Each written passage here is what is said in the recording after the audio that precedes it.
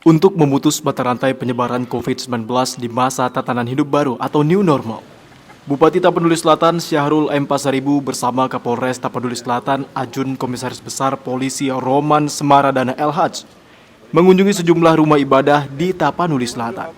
Kunjungan pertama dilakukan di Gereja HKBP Aik Kahombu di Desa Aik Kahombu, Kecamatan Tano Tombangan, Tapanuli Selatan, Sumatera Utara pada Minggu 12 Juli 2020 lalu. Kedatangan Bupati Tapanuli Selatan dan Kapolres Tapanuli Selatan beserta rombongan disambut antusias ratusan jemaah yang sedang beribadah.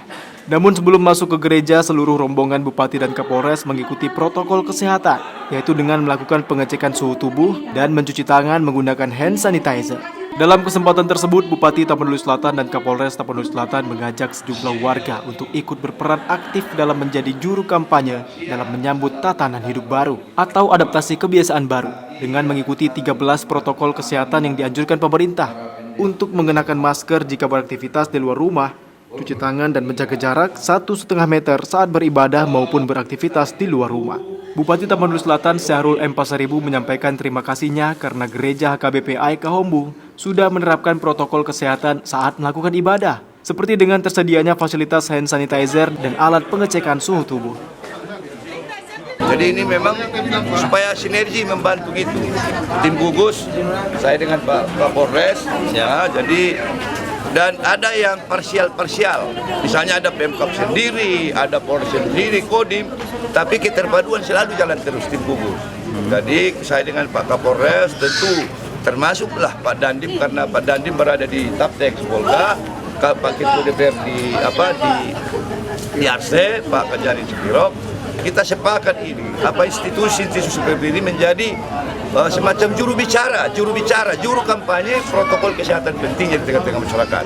Saya kira begitu Pak Kapolres. Ya. Kalau daerah Tapsel sendiri Pak masih masuk zona apa ini Pak? Ya ada dua. Kalau di pusat kita masih hijau, tapi di provinsi ini antara hijau dan kuning karena pernah ada terpapar. Tadi Pak Kapolres tadi sampaikan itu sudah sehat. Sekarang satu lagi mungkin dalam ODP. Kita berharap semua jangan lagi ada yang positif di Tapsel, demikian.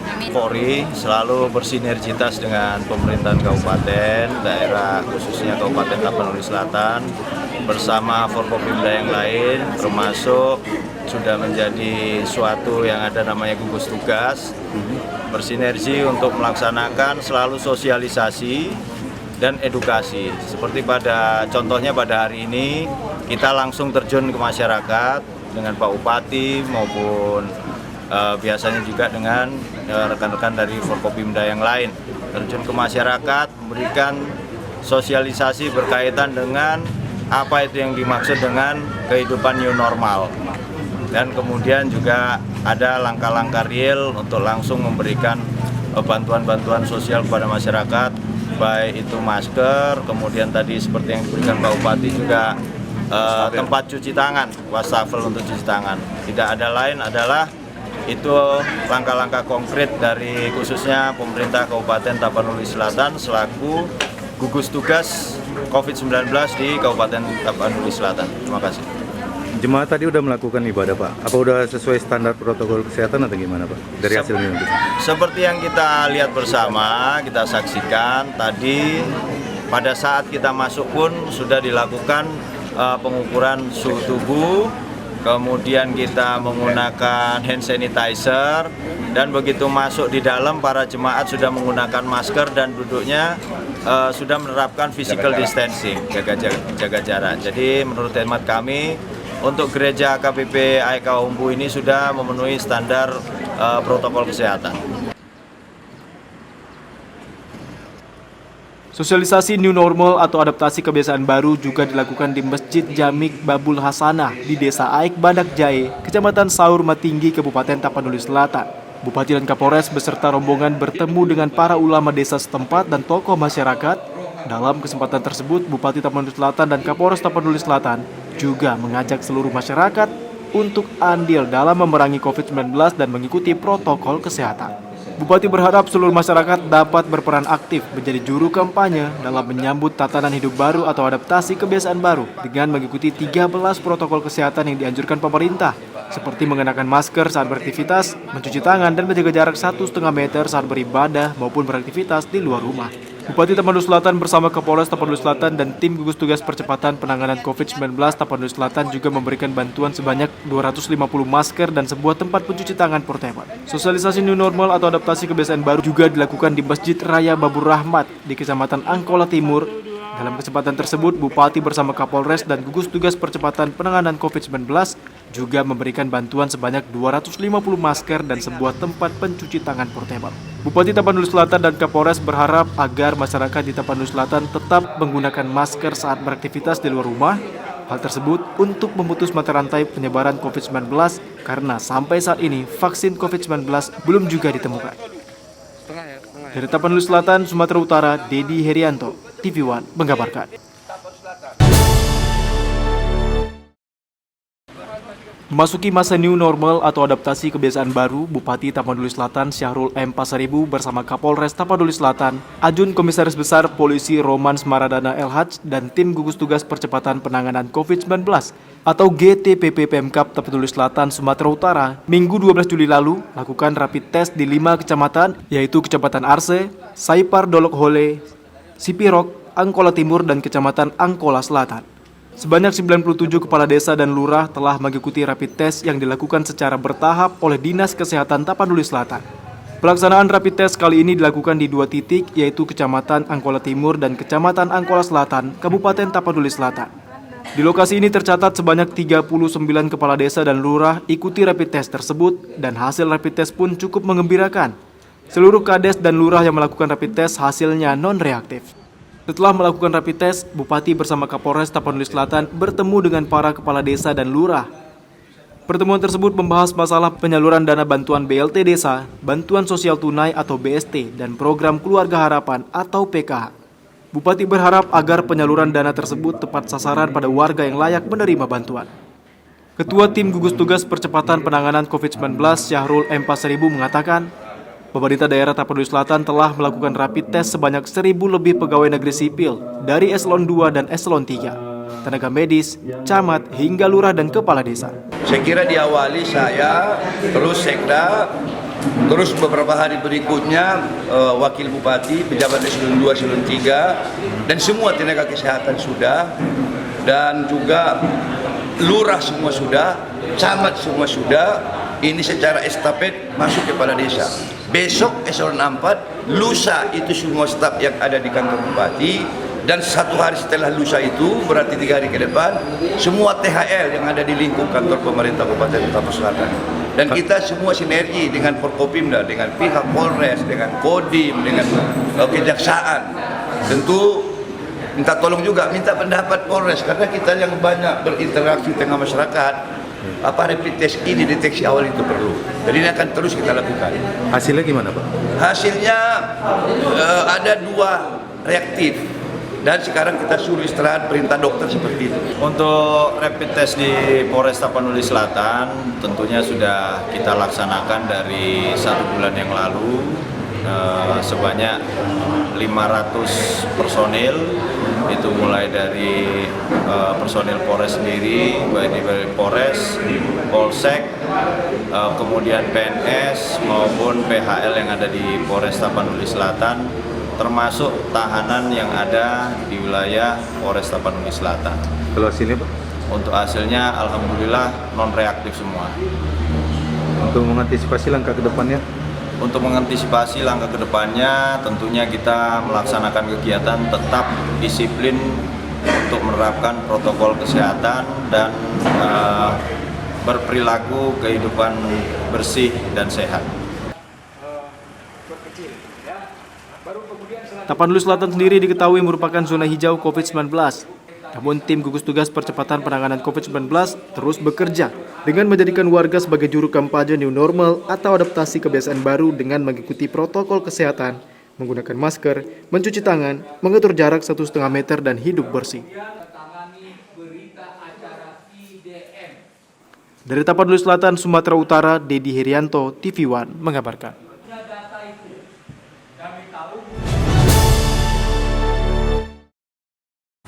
untuk mendukung proyek pembangunan Jalan Ring Road tahap 2 di Medan Utara. Pihak PUPR bersama BPN, pemerintah Kabupaten Deli Serdang, dan warga yang terdampak pelebaran jalan, Rabu pagi kembali melakukan pertemuan untuk membahas pembebasan lahan. Dalam pertemuan tersebut, warga sempat protes kepada pihak PUPR yang terus berubah-ubah untuk menentukan lahan yang akan digunakan untuk pelebaran jalan. Bahkan warga juga menyesalkan adanya tidak keseimbangan antara lahan warga dan lahan perumahan Cemar Asri yang akan terkena pelebaran, sehingga lebih banyak tanah warga digunakan untuk pelebaran lahan tersebut. Awalnya PUPR menentukan dari 6 meter, kemudian pengukuran selanjutnya menjadi 8 meter, dan akhirnya menentukan menjadi 9,9 meter untuk tanah masyarakat. Sementara untuk perumahan Cemar Asri hanya dikenakan 7,3 meter. Inilah yang menjadi keberatan warga. Seharusnya PUPR adil dan bijaksana, sehingga tidak ada warga yang dirugikan terkait pembangunan proyek Ring Road 2 di Medan Utara. Masyarakat melihat bahwa pengukurannya itu yang pertama, itu pengukuran beberapa kali itu hasilnya berbeda-beda. Mulai dari 6 meter, jadi 8 meter, bahkan jadi 9,9 meter untuk yang pihak tanah masyarakat. Nah kemudian kita melihat bahwa pengukurannya itu pun sebenarnya mereka kadang-kadang mengambil dari bukan dari titik nol, tetapi dari pinggir paret. Kendalanya kan masyarakat inginnya keadilan, jadi kita akomodirlah keadilan itu, keadilan yang diakomodir kami ini ya kita ukur kembali.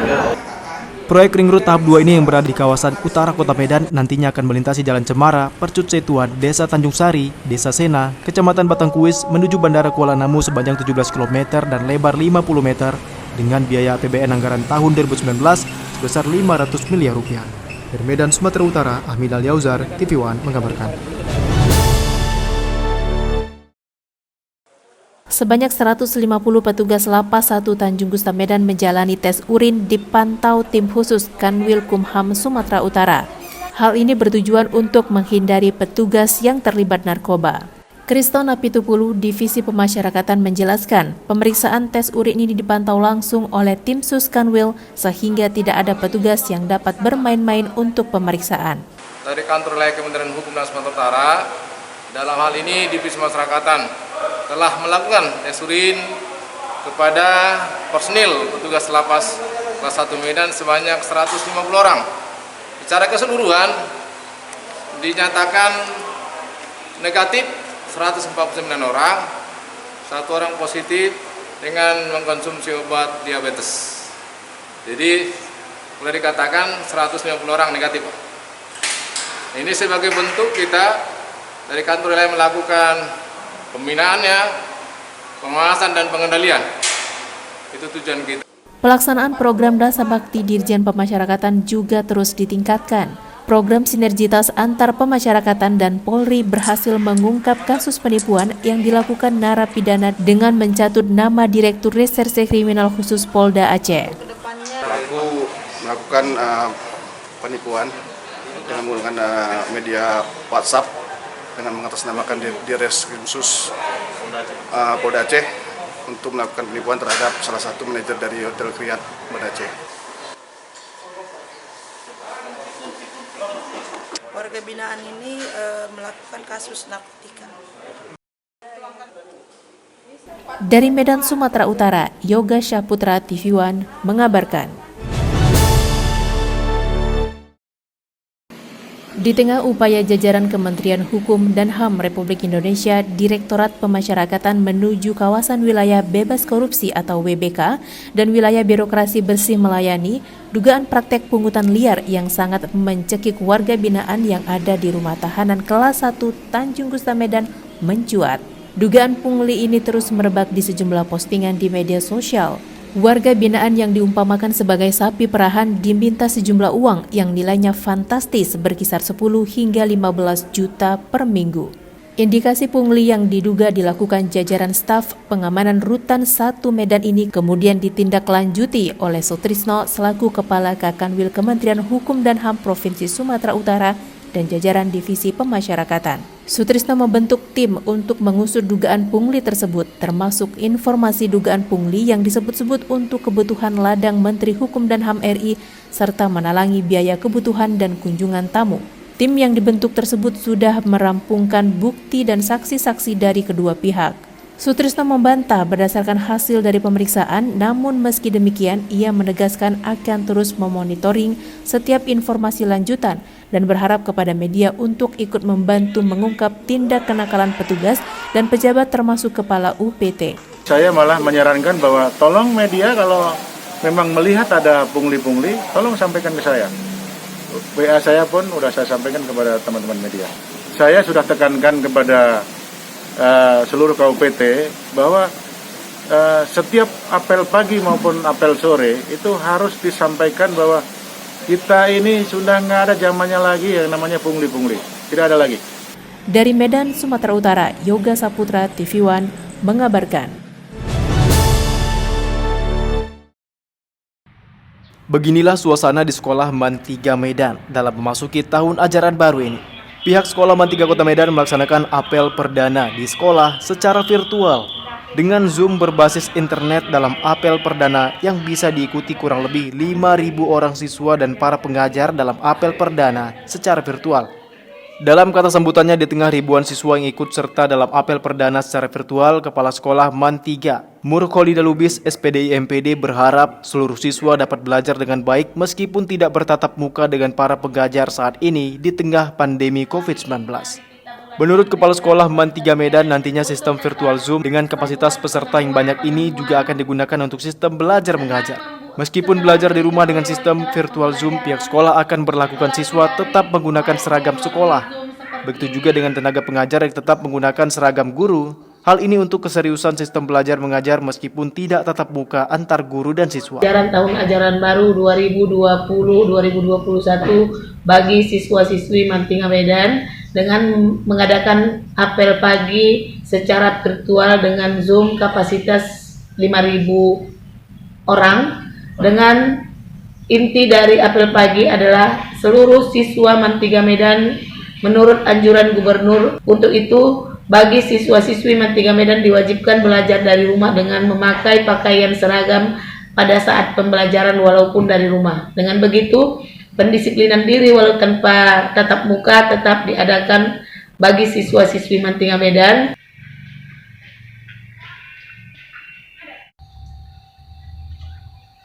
Dari Kota Medan, Sumatera Utara, Irfan Malkan Nasution, TV One mengabarkan.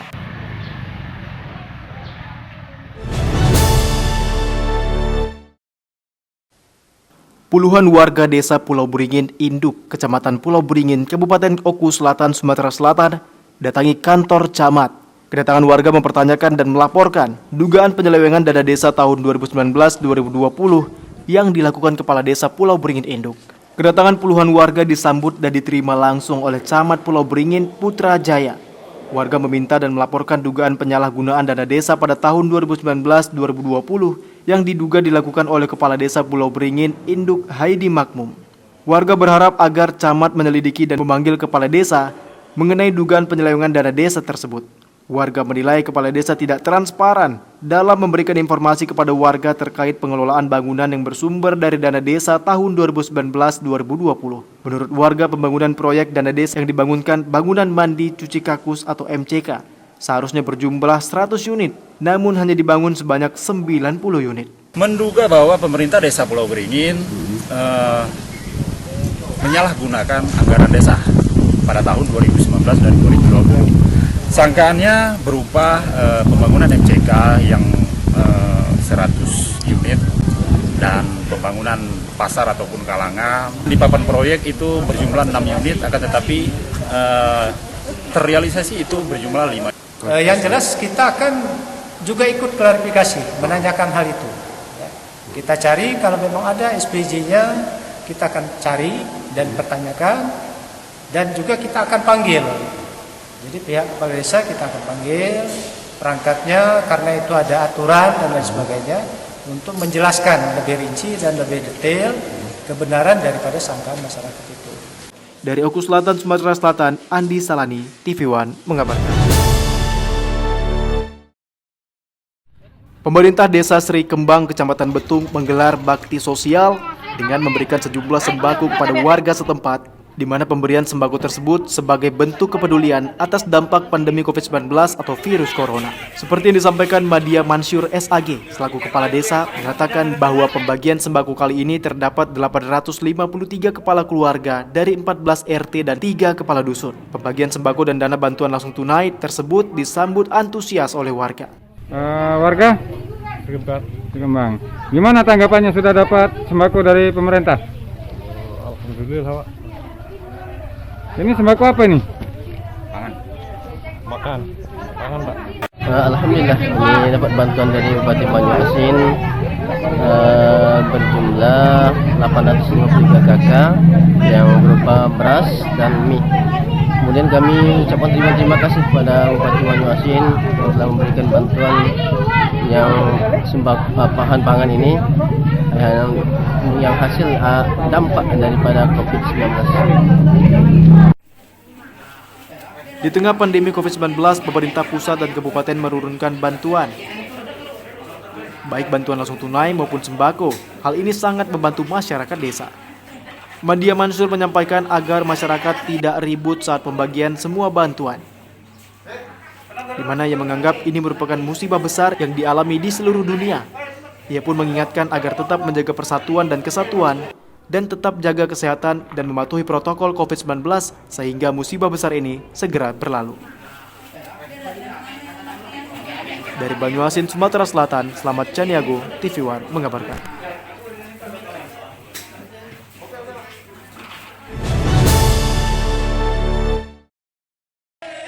Ulang tahun ke-6 komunitas Kijang Innova Lovers dilaksanakan sangat meriah. 45 peserta hadir dalam rangka ulang tahun yang terdiri dari 2 provinsi, yakni Provinsi Sumatera Selatan dan Provinsi Lampung. Inilah suasana ulang tahun yang dihadiri oleh 45 peserta dari komunitas Kijang Innova Lovers. Ulang tahun ini dilaksanakan di Hotel Ina di Jalan Jenderal Sudirman, Kota Palembang, Sumatera Selatan. Usai melakukan prosesi tiup lilin serta pemberian kue ulang tahun, para komunitas Kijang Innova Lovers ini melakukan silaturahmi sesama mereka serta saling mempererat tali persaudaraan yang telah mereka bangun selama 6 tahun. Di masa pandemi COVID-19, para komunitas Kijang Innova Lovers ini tetap menjaga protokol kesehatan dengan selalu menggunakan masker demi mencegah penyebaran virus corona. Kijang Innova Lovers kalau berada di Sumatera berkisar 200-an yang datang hari ini ikut memeriahkan ulang tahun Killer. Ada 40-an member yang datang dari berbagai daerah dari Sumatera Selatan. Kita kebetulan hari ini ada kedatangan teman-teman dari luar provinsi yaitu Lampung. Malam ini rencananya kita akan sholat maghrib berjamaah, makan malam bersama, acara tiup lilin, nanti ada ramatama sesama member. Nah, terus sekalian kebetulan kita kemarin ada member baru, yaitu penempelan stiker dan penyerahan starter kit. Dalam acara ulang tahun ke-6, komunitas Kijang Innova Lovers juga memberikan serta melakukan pemasangan stiker bagi para anggota baru. Dari Palembang, Sumatera Selatan, Puja Kusuma, Erda Suhaimi, TV One mengabarkan.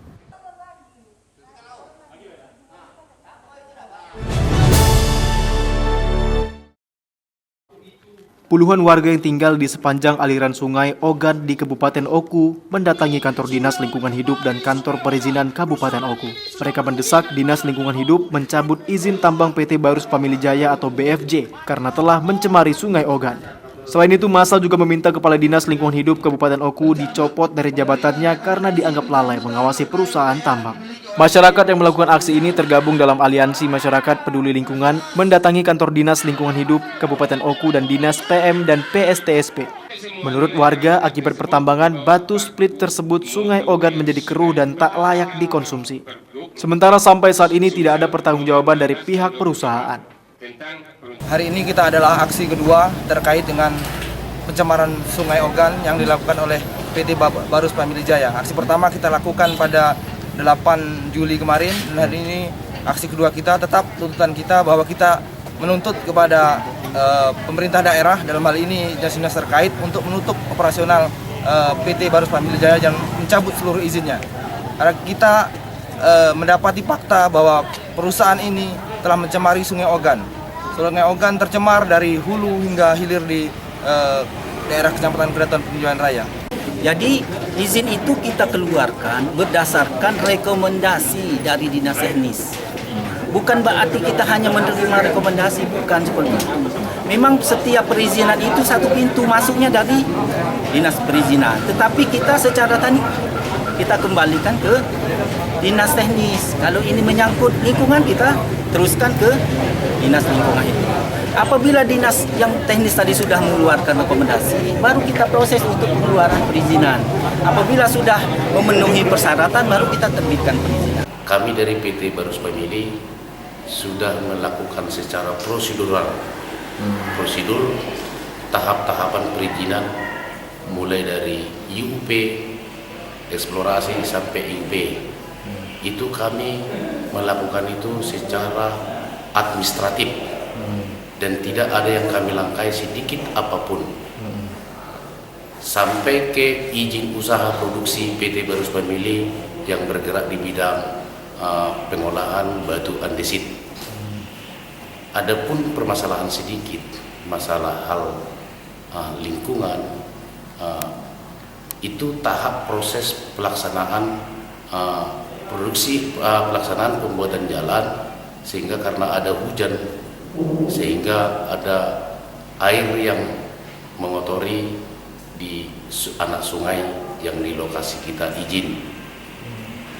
Sementara di dalam APS planning kami pun sudah kami prosedur, dan pengurusan RKL dan UPL itu pun secara prosedur. Namun itu semuanya setelah proses itu tidak akan terjadi kembali karena kami membuat secara teknis apa yang diperintahkan oleh Dinas Lingkungan Hidup. Tapi namun itu selesai bak penampungan itu sudah pasti selesai nantinya tidak akan mengotori anak sungai tersebut. Bersedia menemui kami. Robert menyebut saat ini pihaknya tengah membuat bak penampungan limbah dari pengurukan. Dirinya menegaskan jika pembuatan bak penampungan limbah tersebut telah selesai, maka dapat dipastikan tidak akan ada lagi limbah tanah yang mencemari sungai. Dari Kabupaten Oku, Sumatera Selatan, Herman Sawiran, Bagus Mihargo, TV One mengabarkan. KPU Kabupaten Oku menggelar rapid test menyongsong Pilkada 9 Desember mendatang.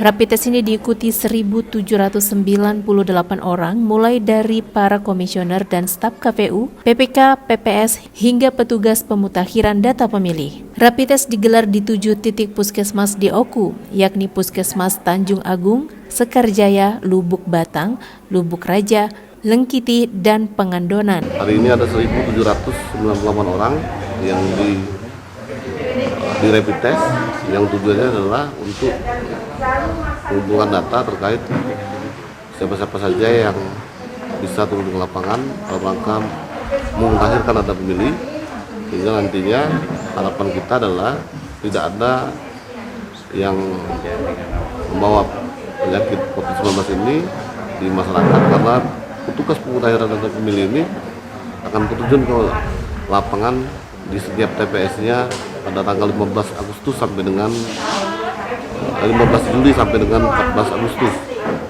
dalam rangka memutakhirkan data pemilih. Untuk petugas PPDP, kalau terjadi reaktif maka akan kami ganti dengan petugas yang baru, tapi untuk PPS dan PPK itu diistirahatkan atau diisolasi mandiri dan diambil alih oleh Dinas Kesehatan dan Satgas COVID-19.